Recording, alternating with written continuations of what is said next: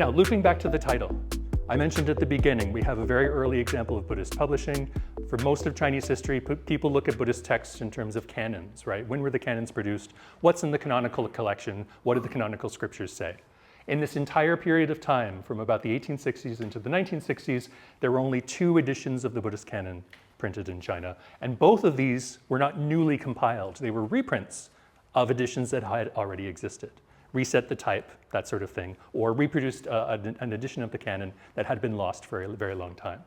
So most of what was produced and read during this time is not being read as part of a canonical collection. It's individual scriptures, it's individual writings, it's individual books circulating out there on their own.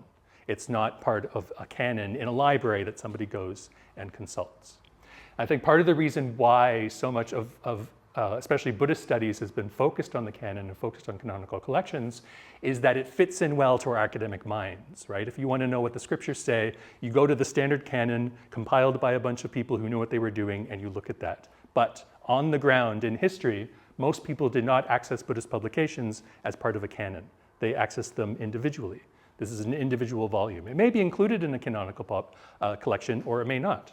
They interacted with it just as a single volume. So it's this huge array, this massive array of single volumes that I want to investigate and learn more about, okay? So I'll talk just a little bit about each of these kind of genres of presses in turn and what sort of things they were up to at the time. Okay? So scriptural presses are the first.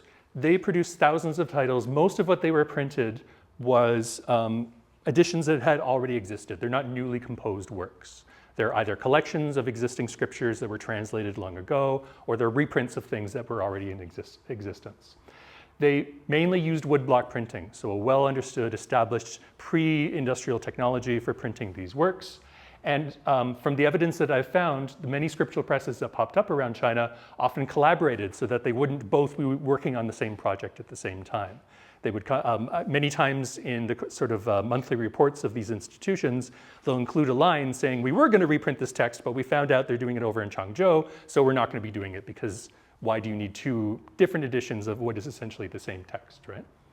By the 1930s, there was approximately 2,000 different titles that were in circulation, all printed using this traditional technology, woodblock printing technology, right? It's difficult to get exact numbers, especially once the war breaks out with Japan in 1937.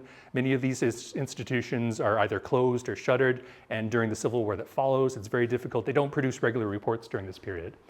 After liberation, though, after 1949 and early 1950, the new government starts to inquire into these places and ask how much they have on hand.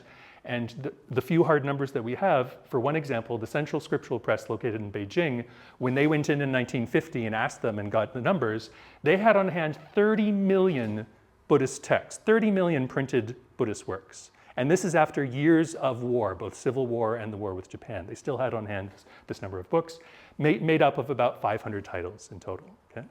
So this was a significant contributor to the mediascape or to the types of books that were circulating around at the time.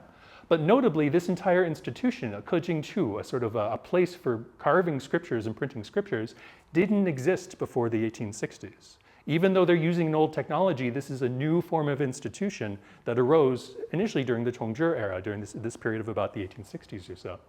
And it was a layman who founded the first one and created the model for it. So interestingly, old technology, mostly pre-existing texts, they're not composing a lot of new stuff, but the institution itself only pops up in the modern era. It did not exist in this form prior to this. One example of something newly composed that hadn't existed before is this wonderful little textbook of Buddhism for beginners. This is an example of the kind of the first page of it. This is just an image of the sort of technology that they're working with, right? Blocks of wood with carved characters.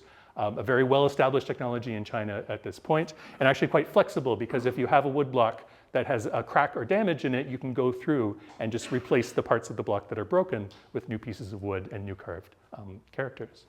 But on the left here is an example of what is meant to be a kind of a real book for beginner, a primer for children and others who are just starting to get to grips with Buddhism.